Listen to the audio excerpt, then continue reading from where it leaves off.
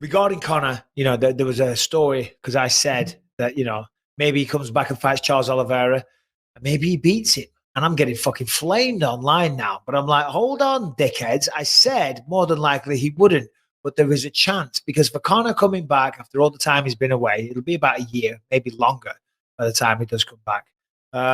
He's not going to fight his way to a title shot. No disrespect. There's too many wrestlers. There's Justin Gaethje. There's Islam Makhachev. There's bloody Michael Chandler. A lot of wrestlers, a lot of guys that fucking hit hard and can take a punch.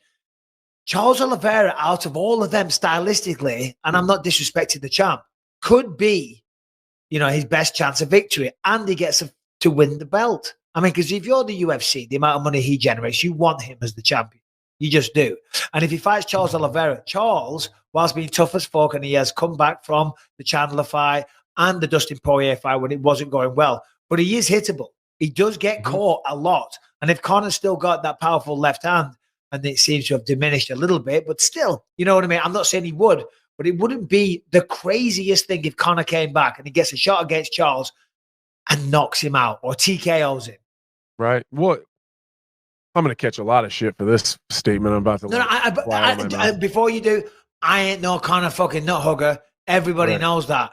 Everyone knows that. But if you look at the facts, you look at what he can do, yes, he's diminished. He's not as good, but Charles also gets hit. So I'm not saying he beats him. I'm just saying it's easier than Islam Makhachev. I'm going to be right along there with you getting flamed, probably.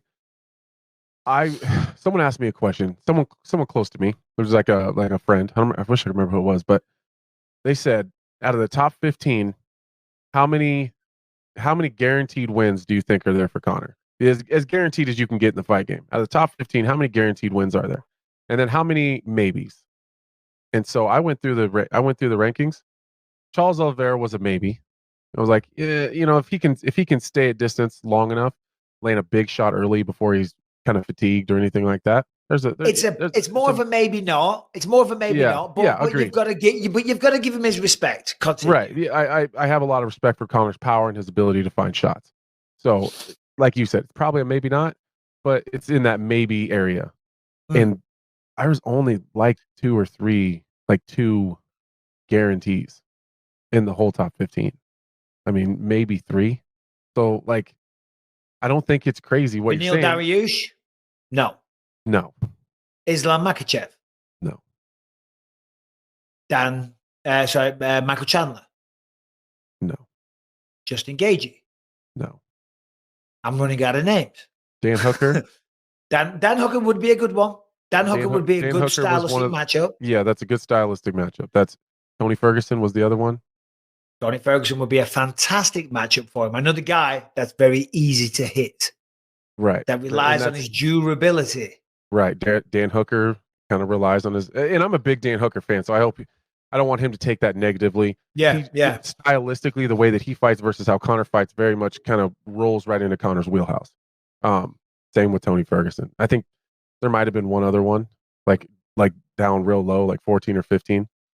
And I think it was only a yes because I didn't know who it was. To be very, very honest with you. Yeah.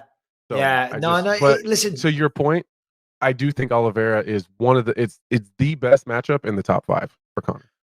Well, it's the best matchup with the most to gain. You know what I mean? 100%. And Dana, I forget the exact quote. Maybe Harrington, you have it because you're a nerd like that. But I remember he was saying, anyone that's annoyed at that, he was like, "Go fuck yourself," or "Shut up," or "Quit complaining, you pussies." I forget the exact quote. I'm getting it wrong. I'm paraphrasing, but it was something like that. And listen, I get it. Because if you wanted to make that argument for Conor, which I'm not about to do, but I'm saying if you wanted to, it's not that hard. You could say, well, hold on, he's the biggest star in the division, and he just lost to Dustin Poirier. Fair enough, twice. Who just fought for the belt? You know what I mean? So you could say he's next in line. And then the last person to beat him was Khabib Nurmagomedov.